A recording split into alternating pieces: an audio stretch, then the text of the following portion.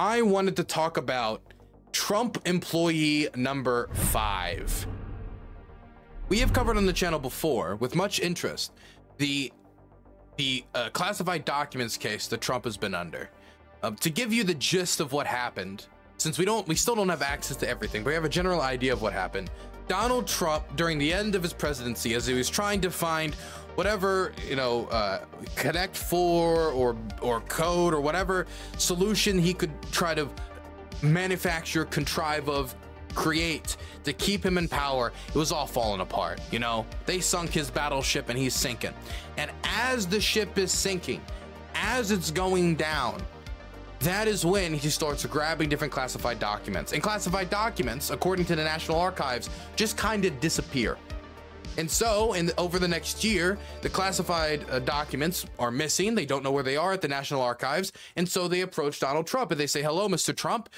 We have a ton of classified documents, highly classified documents, some classified documents concerning our nuclear arsenal, our nuclear weapons, some classified documents of an extreme national security importance. Could you please help us find these documents? Do you have them? And Trump was like, oh, well, I have a few of them. Here you go. But he didn't give them all of the classified documents. In fact, according to testimony from Trump employees, he had his employees turn off the security cameras at Mar-a-Lago and then move the documents. And it was because of his continuing to dodge them, not give them up, and the risk of him possibly either destroying or transporting them elsewhere that eventually led to Mar-a-Lago being raided. This is the case that caused Mar-a-Lago to be raided by the police and those documents to be seized back to the National Archives. The reason why he was raided is because he would not turn over those classified documents he no longer had the authority to have. Now, Donald Trump the whole time would argue that he has the classification authority to just have these documents, but he would have had to declassify those documents while in the White House, but he didn't. And in fact, there is some evidence that he knew he didn't do this, but I think the clearest piece of evidence would be Donald Trump, while in office, increased the penalties for violation of the Presidential Records Act. The reason why he did that was in reaction to Hillary Clinton and the email scandal and the improper handling of documents and the improper handling of emails. And so he wanted to increase the penalties for that for a potential president who would violate the Presidential Records Act. He then proceeded to violate the very same act he increased the penalties for. So on that front alone, he should have known better. But that's not as bad as it gets. In fact, it gets much worse. Trump classified documents audio, because there is audio that has been found and this audio is pretty wild, where he starts discussing highly confidential documents with the press, people without classification authority, people who have not been given clearance to see these documents, documents that have not been unclassified, which he could have gone through the motions to do while he was in office, but he didn't. And he starts showing these classified documents to people without clearance and acknowledging the whole time that he didn't have the clearance to do so. Let's see if we can find the audio for this. Here's just one clip of it. Well, with Milley, let me see that. I'll show you an example. He said that I wanted to attack Iran. Isn't it amazing? I have a big pile of papers. This thing just came out. Look. This was him. They presented me this. This is off the record, but they presented me this. This was him. I like that. This is off the record. Oh, well, I guess you can show them classified documents. Guess you can. By the way, you can hear he's talking about Iran. While we don't know the exact nature of the documents, as he's discussing Iran, this has had many people to speculate, definitely due to the topic of the conversation, that he's just straight up showing them invasion plans drawn up during his presidency of Iran. Of course, this is speculation. This was the Defense Department and him. We looked at him. This was him. This wasn't done by me. This was him. All sorts of stuff. This page is wrong. Look. Wait a minute. Let's see. These are the papers. This was done by the military, given to me. I think we can probably, yeah. We'll have to see. Yeah, we'll have to try to Declassify. figure out Yeah. See, as president, I could have declassified it. Now I can't. But this is classified. That last part is key. See, as president, I could have declassified it. Now I can't. This is classified. This is him acknowledging the way classification authority works in the United States, which is you could have declassified it while you're president, but once you're not president, you can't declassify it anymore. So he knew at the time when he was showing these classified documents to other people that he didn't have the power to declassify it outside of the presidency. But then once he gets caught and people ask him about it, he claims that he always has the power to declassify. Now, you might see in the corner here of this video, it's kind of hard to miss. This is footage of different figures transporting boxes from Mar-a-Lago onto a plane to be transported to Bedminster. Now, this right here, not only is Trump, you know, trying to move around all these boxes, trying to, oh, what's being moved here? Who knows? This right here is where we get to Trump employee number 5.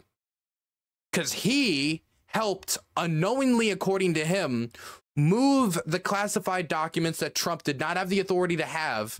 He has now come forward and speaked out about his experience. A longtime Mar-a-Lago employee who is a central witness in the investigation into former President Donald Trump's handling of classified documents is now speaking publicly because he believes that voters should hear the truth about his former boss in the case before the November election.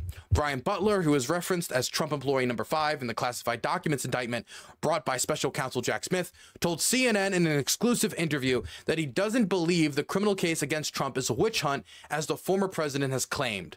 Butler gave testimony to federal investigators that informed crucial portions of last year's criminal obstruction charges against Trump and his 2 co-defendants, Walt Nauta, a personal Trump aide, and Carlos de Oliveira, a property manager at Mar-a-Lago. Butler, who was an employee at Mar-a-Lago for 20 years, had recently spoken with investigators, paying for his own attorney and breaking with the orbit around Trump that he knows so well, setting him apart from his former colleagues and friends as his former boss has been named in multiple federal investigations. Butler told CNN that he unknowingly helped them deliver boxes of classified information from Mar-a-Lago to the former president's plane in June of 2022, the same day that Trump and his attorney were meeting with Justice Department at Mar-a-Lago about the classified documents. So as he's meeting with people trying to say, look, hey, I'll turn over the documents, you're like, oh, ha. He's trying to hide them on these planes. That day, June 3rd, 2022, Butler received what he remembers as a strange request from Nauta, who wanted to know if he could borrow an Escalade from the car service Butler ran for Mar-a-Lago. Trump and his family were about to fly to New Jersey that day for the summer, and it was typically Butler and his valets who handled getting their luggage onto the plane. But it was an unusual request for Nauta for the car, Butler says, because Nauta typically doesn't handle moving luggage and asks Butler for the car in a guarded way. Butler says Nauta and de Oliveira looked up the vehicle before driving into the West Palm Beach airport. Butler arrived with his own car filled with Trump's family's luggage, then helped Nauta load Trump's plane with the luggage, as well as the banker boxes of documents that were in the Escalade. Butler says he didn't realize the boxes contained anything out of the ordinary. I left Mar-a-Lago. I texted him, hey, I'm on my way. He followed me. He pulled out and got behind me. We got to the airport. I ended up loading all the luggage I had, and he had a bunch of boxes.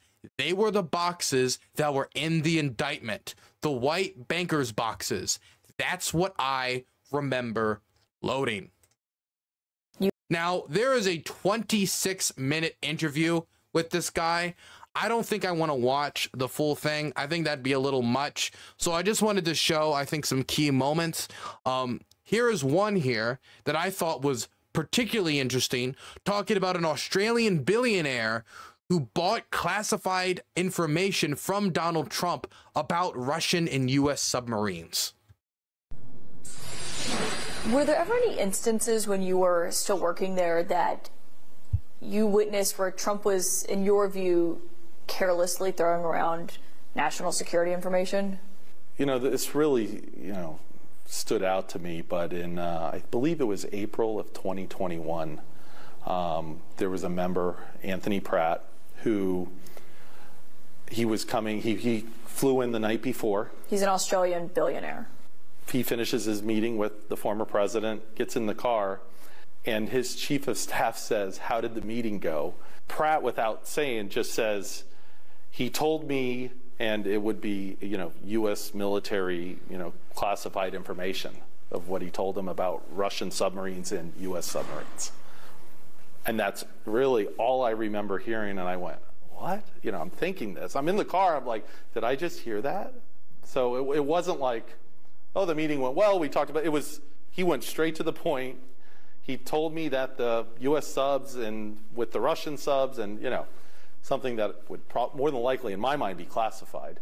So it was clear to you that he was basically seeking access to Trump. Oh, absolutely, absolutely. I mean, red flags went up in my mind years before that. So Anthony Pratt, this Australian billionaire that you're talking about, he would pay a lot of money to come and have these New Year's Eve parties. So it might cost $1,000, $1,500 per person. He was giving $1 million. And I think at the height, he had 30 or 40 people there. So something that would be 50,000, let's just say max 50. Here's a guy that's just buying access. It's very easy to see. Now, we don't have the pay stubs. We don't, as of right now, have any financial record. Right now, we have a Trump employee of 20 years coming forward and saying that this Australian billionaire, now this is somebody who also testified, so this is somebody who's also testified under oath, presumably, and will continue to be in the news as the trial continues, that this guy is saying, it's his testimony, that Trump brought this Australian billionaire over who's made large contributions to his parties, much larger than those around him, and then had conversations which he would then tell him about stuff that, according to him, again, according to this this witness, a lot of the story depends on this guy, was of a classified nature, or would, according to him, be of a classified nature.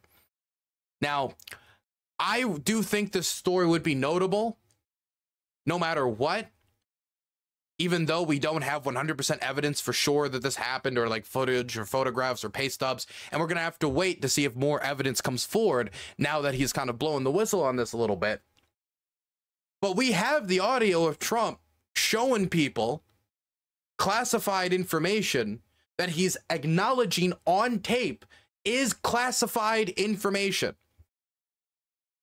And so if he was willing to do that for a journalist who presumably gave him nothing, what would he be willing to do for somebody who actually gave him something? Say $1 million at a party that people usually donate $1,500. Now, of course, this is not open and shut. We don't have photos, videos. This is the rumblings of a story that could be extremely explosive about a president possibly selling off national security secrets to foreign businessmen for a profit. Now, Trump is somebody who I think generally cares about himself before all else. I think that's part of the reason he sung the immigration deal, because he put his electoral chances over getting a compromise on immigration. We saw how his daughter was appointed co-chair of the RNC, and we're seeing as they're fighting to make it so RNC money can continuously be spent to pay Donald Trump's legal fees. At every point, you see him looking out for himself, his short-term gain over the country's long-term interests. And this would be something where Donald Trump, out of the White House, now wanting to profit off of the work that he's done after engaging in tons of other types of financial fraud and financial crimes, white-collar crimes, is now trying to profit off the presidency. Why all the effort to hide these documents, scurry them around, to the point where the National Archives felt that they had to raid his home to grab them because it was of a national security importance? Well, now we're starting to get an idea of why there might have been so much, let's say, urgency to get the documents back as soon as possible.